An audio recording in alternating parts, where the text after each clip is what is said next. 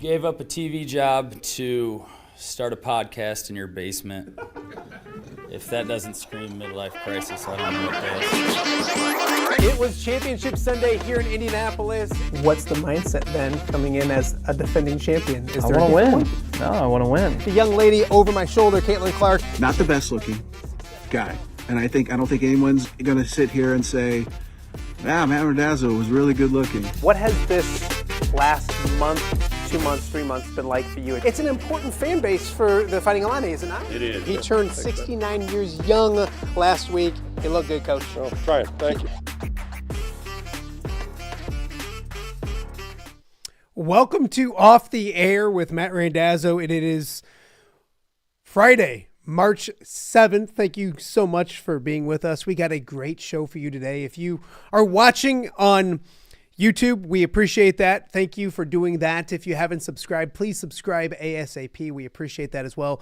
Up over 700 subscribers, looking to inch our way closer to 1,000. We are also live on X right now. X has been very, very good to the show. So if you're watching us live on X, we appreciate that as well. And then also, of course, every single show goes to the podcast form after we get done with the show, so you can check us out on any of the podcasting platforms. And some good shows if you didn't keep up during the week, and I get it, it's two more hours every single day. On Monday we had Gary Dolphin and Pat Anger together. Worth the download and the listen on podcast, or go watch it as well. Those two awesome as usual. Also my good friend Scott Docterman on Wednesday was outstanding, talking a lot of NFL football, the combine, all of those kind of things. So go check out Doc's episode on Wednesday as well. All of it still very relevant, still very timely when it comes to the world of sports. And of course, the shows on Tuesday and Thursday, a lot of fun as well. Of course, a big show today, a lot of March Madness to get to. In a matter of moments, I'll be joined by my good friend Chad Leistikow. He's live in Indianapolis. The Iowa women do it again. They win again, their 10th straight victory in the Big Ten tournament. They knock off Michigan in their redemption tour, revenge tour, however you want to look at it. So we'll be joined by Chad in just a matter of moments.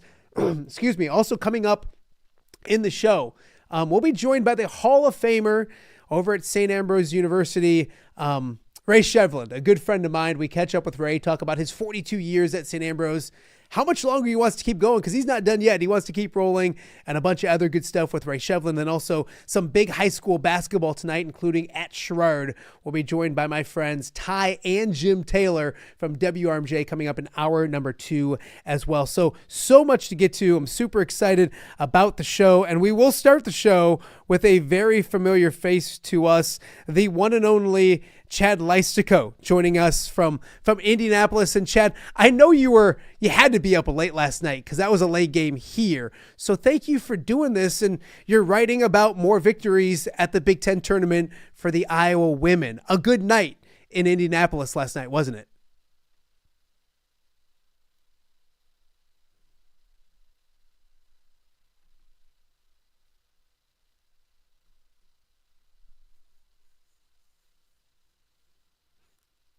Chad, we're going to hop in. Chad, I'm going to interrupt you just for a second because I'm not hearing you.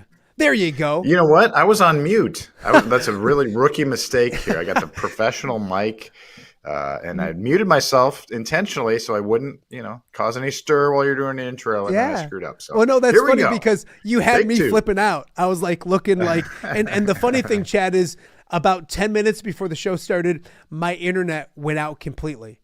And I called Mediacom. It was just my fault. I called Mediacom, God bless them, and they're like, yeah, we got planned workout in your area today. It's going to go on and off. And I'm like, you've got to be kidding me.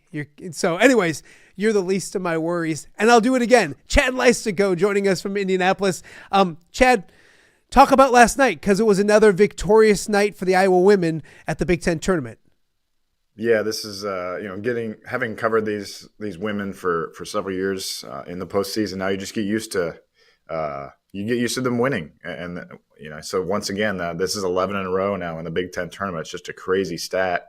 And if you go back to Caitlin's freshman year, they're 14-1 in the Big Ten tournament since then. They're tested for that's hard to do. That's really hard to do. It's just impressive how Jan Jensen has gotten these women playing their best basketball, even through the face of adversity last night, to beat Michigan State 74-61. It ends up being a pretty convincing win, all told, but a lot of dicey moments in the game. And now, now they face Ohio State tonight, only a 1.5-point underdog I saw in the early lines. So, a lot of respect for this Iowa women's team, an 11 seed in the Big Ten tournament, but certainly the most dangerous 11 in a while that we've seen in any conference tournament. They're really impressive right now. They may not win tonight, but they've definitely put on a show. They've had a successful week. No matter what happens the rest of the way, I think it's gravy for the Hawks. Yeah, Chad, you look at last night, and the final score is not indicative of what that game was like. A close game, really good basketball by Iowa, late third quarter into that early fourth to give them some breathing room. But you saw Hannah Sulke, who's been really good lately and is always really good, get 4 fouls, and they had to turn to that freshman off the bench, and Ava Hayden, and she played her best basketball of her career. Talk about her performance when her team needed it the most, and not just physically her performance, but to be mentally ready when called upon, because when you're a freshman and you don't play a ton, you never know when you're going to be needed. Talk about what she gave Iowa off the bench last night in relief of a foul-troubled Hannah Solke. Yeah, I mean, the big moment, a lot of big moments for Jan Jensen, which is what the subject of my column was, that posted this morning. You know, she had to make a lot of coaching moves last night. Lucy Olson was also in foul trouble, got 2 in the first half, a quick third in the third quarter. She had to deal with that. She also had to deal with, Taylor McCabe and Kylie Feuerbach kind of getting off to cold starts. So she was dealing with a lot of stuff, made critical decisions at critical times, when to bring Lucy back, when to bring Hannah back. Well, she brings Hannah back and she gets that 4th foul, 2:44 to go in the third. And, Ava Hayden has been DNP several times this year. Addie O'Grady is the backup 5 to Hannah Stolke, but Jan Jensen in that moment turned to her third option, which is Ava Hayden. And I give her a lot of credit for, as a coach, for getting all the freshmen in the game a lot on Wednesday night, got them that first taste of experience, got the jitters out, so that when, Thursday came and they needed Ava, she was ready, responds with a career high, 11 points, plays 12 minutes, 4 for 4 from the field.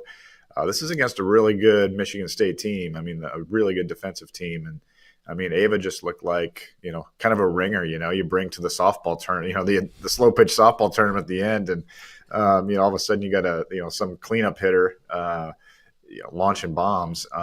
She was just, she was money, had had basically her own 6-0 run to end the third. So you turn a really dicey situation. Iowa was down 5 midway to late in the third. It was like 46-41, and Iowa exits the third quarter up 54-48, and that was largely due to what Ava did. And then she tacks on 5 more points in the fourth. She was definitely the story of the game. You wouldn't have guessed that Ava Hayden, they bring 2 players to the post-game presser, like where everybody can watch and stream, is Lucy Olson and Ava Hayden last night. So, that a really big moment for the freshman. Yeah, one you expect, one don't you expect. You don't expect. Lucy Olson, another great night. But, Chad, you look at the box score, and Iowa wins by 13, and they shoot 6 of 25 from 3. Taylor McCabe was good, made 4 of them, but it wasn't a great night shooting for Iowa. Defensively, they played really well, holding Michigan State to 61 points, and the turns were impressive because they were turning Michigan State over, and then they were taking advantage of it and turning it into points. Talk about the defensive side of things, because Iowa can beat you in several different ways, and defense was very important last night. Yeah, one stat I sometimes ignore or forget to mention, and I did again in my column today, was points off turnovers, and Iowa had 28 points off turnovers. A great observation by you. The very first possession after Jan Jensen's third quarter technical, the first of her career, Kylie Feuerbach gets a steal and run out. It was a really impressive score, too, by Kylie, because she outran 2 defenders and got to the hoop and laid it in, converted. Iowa really did a good job in transition. You think about going back to Ava Hayden, there was her 3-point play was a run out from Lucy Olson. I mean, they just kept pushing it. And a season high, 16, right? Yeah, 16 steals for Iowa. Mm-hmm. That's a season high against a really quality Big Ten opponent. Hannah Stolke had 4, Lucy Olson 4, Kylie Feuerbach 3, a Folter 2. Ava Hayden had 2 steals. I didn't even mention that in my story either. That's another little contribution there. So, this team is. I was just actually looking at it this morning. They've held. I believe it's their last. Ever since the Ohio State loss in overtime, they've held every opponent to 67 or less in these games. And so you don't think of an Iowa women's basketball team always with defense, but this one really has hung its hat on the defensive end of the floor. And, man, you needed it because Taylor McCabe hits a 3 to open the game, and then Iowa goes 10 straight possessions, Matt, without scoring. They went 10 straight empties. That's a real recipe for disaster in the postseason, yet Iowa was only down 4 at the end of one quarter despite going 4 for 16 from the floor. That's a testament to the defense that they had. And again, that's I think you got to give this whole coaching staff credit too, because she brought in Randy Henderson as a post coach. We see how that paid off with Ava Hayden.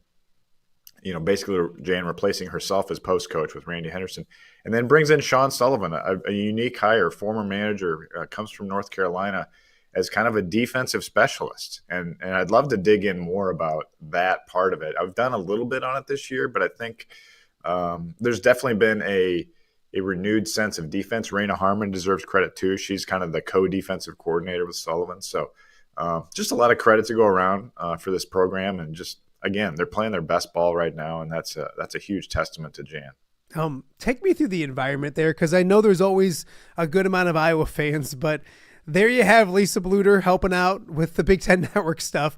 You got Caitlin Clark sitting front and center next to Connor and her mom. It's almost like a feel-good reunion week in Indianapolis, and so much Iowa love in Indy with Caitlin being there.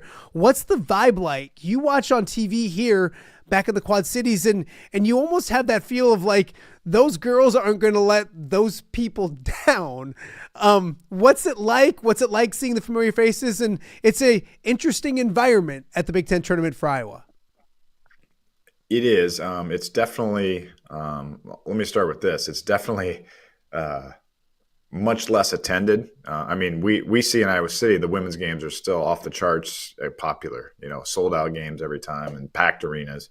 But these are some of the smallest crowds that Iowa has played in front of all year. It's just not had, you're there on Wednesday of the Big Ten tournament. When there's never a big crowd on a Wednesday of the Big Ten tournament. And even with Caitlin, Iowa never really got started until Friday night at these things. So maybe there'll be more fans today, but that doesn't matter. What you're speaking of is kind of the vibe, the positive vibes. And yeah, it was hilarious to watch Caitlin the whole game, get into the game with her Hawkeye sweatshirt on.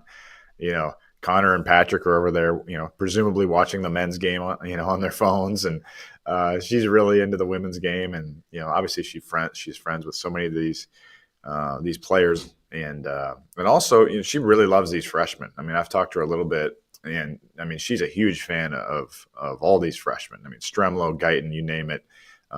She's really excited about the future of this program, and I think that's reflected in how Iowa fans feel about it too. It's just it's a really great story, especially, and you're happy for all these women so far, but they got more to do, Matt. They came here. Jan Jensen said in her presser, and she wasn't talking trash or anything, but she's basically said we got 3 more to win. Like we're planning to be here 3 more days, and that's a pretty bold statement for an 11th seed. But they came here to win this thing. They didn't come here just to win too. So it'll be interesting to see how they stack up now against a team that beat them in overtime in Columbus on President's Day.